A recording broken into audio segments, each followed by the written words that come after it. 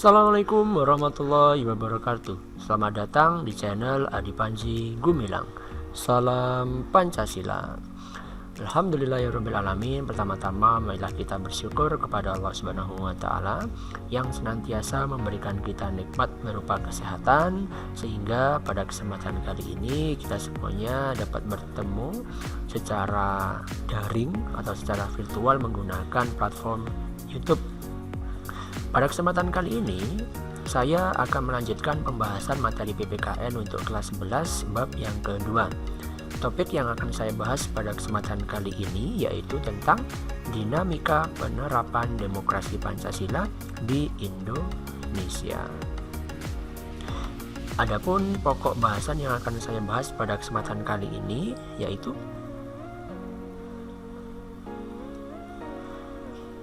yang pertama, hakikat demokrasi Pancasila. Yang kedua, prinsip demokrasi Pancasila. Yang ketiga, sikap demokratis. Langsung saja kita masuk kepada pokok bahasan yang pertama, yaitu tentang hakikat demokrasi Pancasila.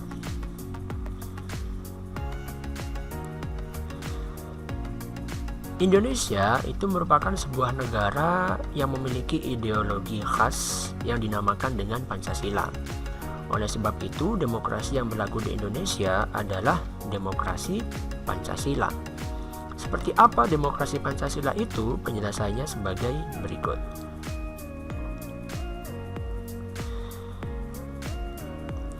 Penerapan demokrasi Pancasila di Indonesia ini merupakan sebuah pilihan yang tepat karena sesuai dengan kepribadian bangsa yang digali dari tata nilai sosial budaya sendiri.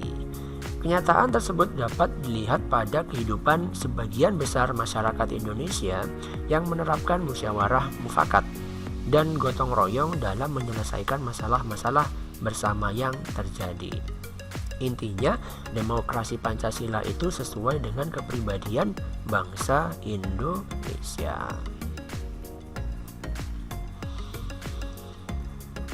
Selain itu, pada hakikatnya demokrasi Pancasila tercantum dalam sila keempat Pancasila yang berbunyi kerakyatan yang dipimpin oleh hikmat kebijaksanaan dalam permusyawaratan perwakilan.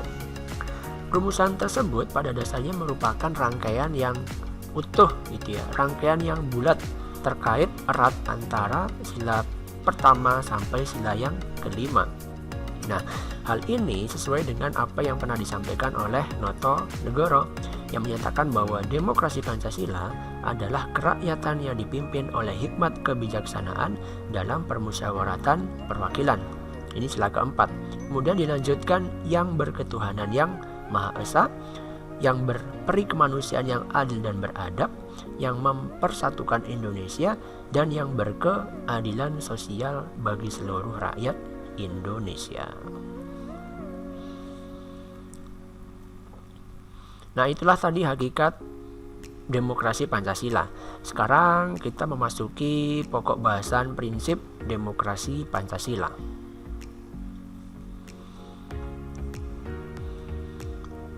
Prinsip demokrasi Pancasila yang pertama yaitu demokrasi yang berketuhanan yang Maha Esa. Yang kedua, demokrasi dengan kecerdasan penggunaan akal pikiran. Yang ketiga, demokrasi Pancasila itu adalah demokrasi yang berkedaulatan rakyat. Yang keempat, demokrasi Pancasila itu adalah demokrasi dengan rule of law, atau negara kita ini dibangun atas dasar hukum, Negara menghormati hukum.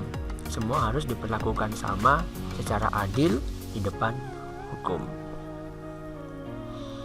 Yang kelima, prinsip demokrasi Pancasila yaitu demokrasi dengan pemisahan kekuasaan negara. Seperti yang pernah kita bahas bahwa pemisahan kekuasaan atau pembagian kekuasaan di Indonesia itu dibagi atas pembagian kekuasaan secara horizontal dan vertikal. Secara horizontal itu terdiri dari lembaga legislatif, eksekutif, yudikatif, eksaminatif, moneter, kemudian konstitutif ada konstitutif juga, Kemudian yang vertikal itu antara pemerintahan pusat dan pemerintahan daerah. Semuanya saling memiliki hubungan, baik hubungan fungsional maupun hubungan struktural. Yang keenam, demokrasi Pancasila adalah demokrasi dengan hak asasi manusia. Yang ketujuh, demokrasi dengan pengadilan yang merdeka atau independen, tidak dapat dipengaruhi oleh pihak manapun. Yang kedelapan, demokrasi Pancasila itu adalah demokrasi dengan otonomi daerah. Yang kesembilan, demokrasi Pancasila adalah demokrasi dengan kemakmuran. Dan yang terakhir, prinsip demokrasi Pancasila yaitu demokrasi yang berkeadilan sosial. Inilah ke-10 prinsip-prinsip demokrasi Pancasila.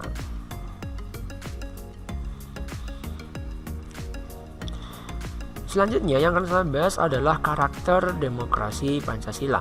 Setidaknya demokrasi Pancasila itu memiliki 3 karakter. Yang pertama adalah kerakyatan, artinya Indonesia sebagai negara demokratis itu ingin mewujudkan suatu kebijakan, ingin melahirkan suatu kebijakan di mana rakyatnya itu bisa turut serta dalam pembuatannya. Yang kedua, karakter demokrasi Pancasila yaitu permusyawaratan.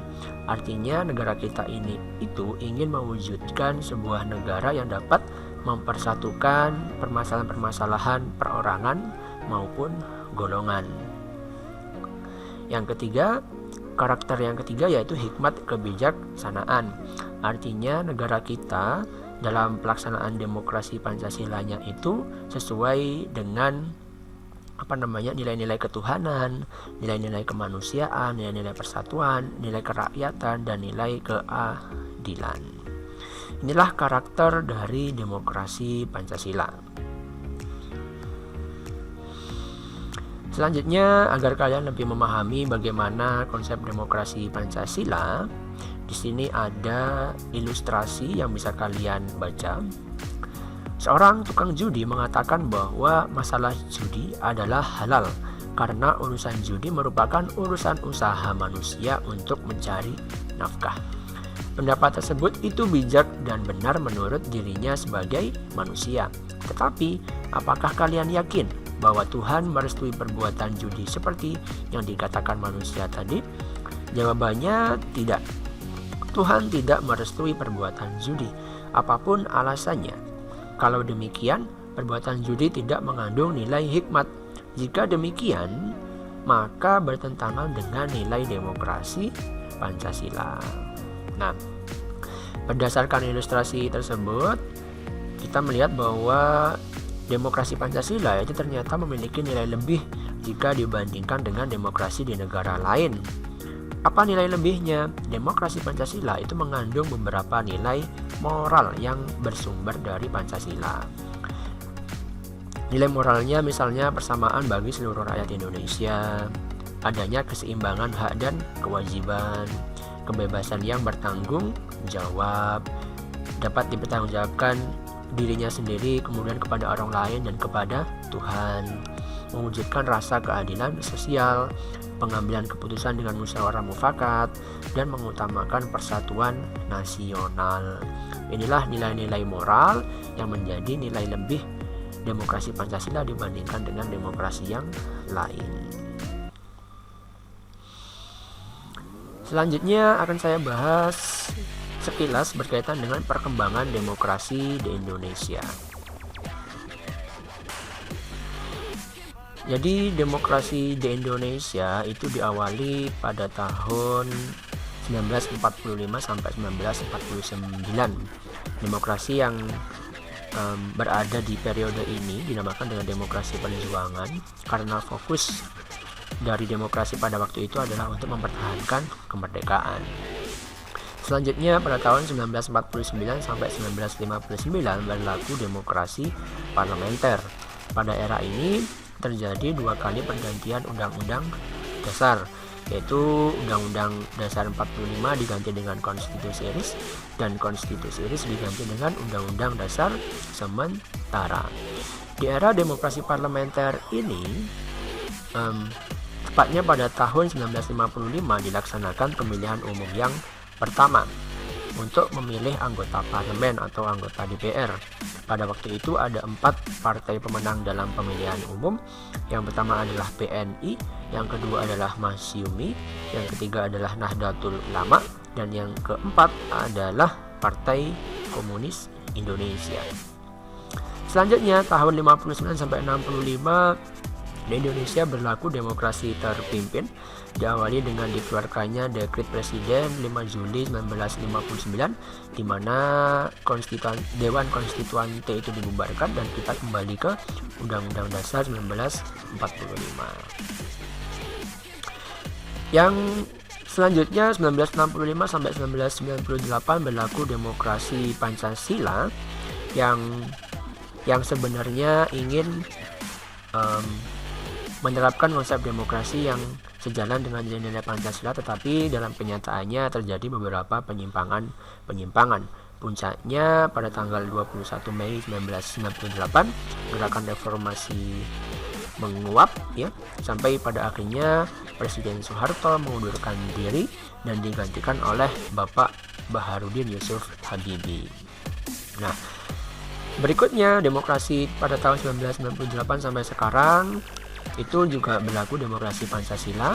Ada beberapa agenda-agenda reformasi yang hendak dicapai, antara lain pemberantasan KKN atau korupsi, kolusi, dan nepotisme, kemudian penegakan hukum, jaminan hak asasi manusia, kemudian kebebasan berpendapat, kebebasan pers juga harus ditingkatkan dari tahun-tahun sebelumnya, seperti itu. Apakah sekarang kita sudah sesuai dengan demokrasi Pancasila yang benar-benar mewujudkan nilai-nilai Pancasila? Tentunya masih banyak hal yang harus kita perbaiki sampai sekarang dan sampai berikut-berikutnya. Ini menjadi PR kita bersama agar kita semuanya bisa menerapkan demokrasi Pancasila yang seutuh-utuhnya. Selanjutnya, bagaimana negara yang demokratis itu? Negara yang demokratis itu setidaknya ada 4 hal di dalamnya. Yang pertama, adanya persamaan kedudukan di muka hukum. Semua orang itu harus diperlakukan sama ya. Jangan sampai hukum itu runcing ke bawah tapi tumpul ke atas. Hukum harus bisa menciptakan keadilan bagi seluruh rakyat Indonesia. Yang kedua, negara demokratis itu negara yang di dalamnya terdapat partisipasi rakyat ya dalam pembuatan keputusan. Jangan sampai tuntutan-tuntutan, gagasan-gagasan, usulan-usulan dari suara rakyat ini tidak diakomodasi oleh pemerintah. Kalau misalnya terjadi pengabaian terhadap segala tuntutan dari rakyat, ya bisa dikatakan bahwa negara tersebut tidak demokratis. Yang ketiga, negara demokratis itu adalah negara yang distribusi pendapatannya itu adil. Itu ya, tentunya kita sedang menuju ke sana. Di bidang apapun sebenarnya harus adil, terutama di bidang ekonomi. Ini berkaitan dengan kesejahteraan rakyat, seperti itu.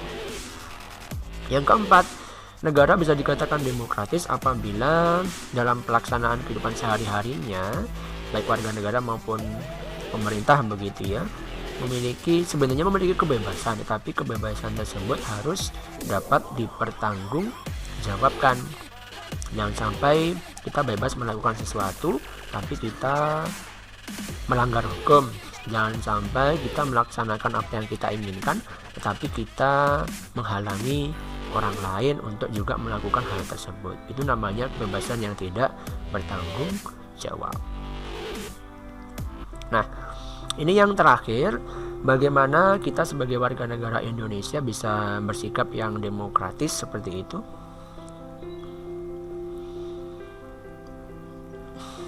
Ada beberapa hal yang bisa kita lakukan atau yang menunjukkan sikap kita itu adalah sikap yang demokratis. Yang pertama, kita bisa membiasakan diri kita untuk berbuat sesuai dengan aturan hukum. Itu ya, kalau hukumnya A, ya harus dilakukan A. Kalau tidak boleh B, ya tidak boleh B. Harus patuh terhadap hukum. Yang kedua, membiasakan diri untuk bertindak demokratis.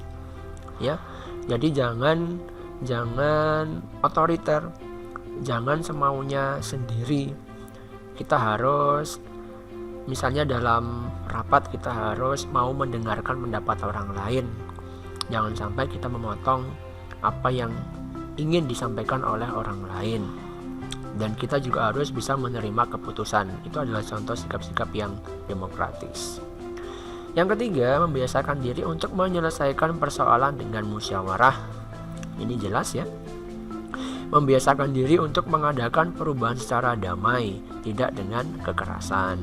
Misalnya terjadi permasalahan, jangan langsung anarkis gitu. Kita harus mengedepankan diskusi, komunikasi, persuasif gitu ya. Ya secara damai, diomongkan terlebih dahulu. Membiasakan diri untuk memilih pemimpin melalui cara-cara yang demokratis.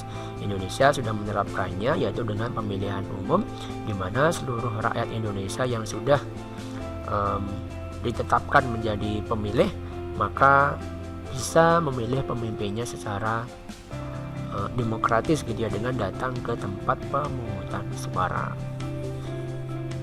Selanjutnya, selalu menggunakan akal sehat, hati nurani dalam musyawarah. Jadi dua-duanya ya, jangan sampai dalam musyawarah itu kita cuma mengandalkan akal sehat saja, tapi hati nuraninya tidak. Begitu juga sebaliknya.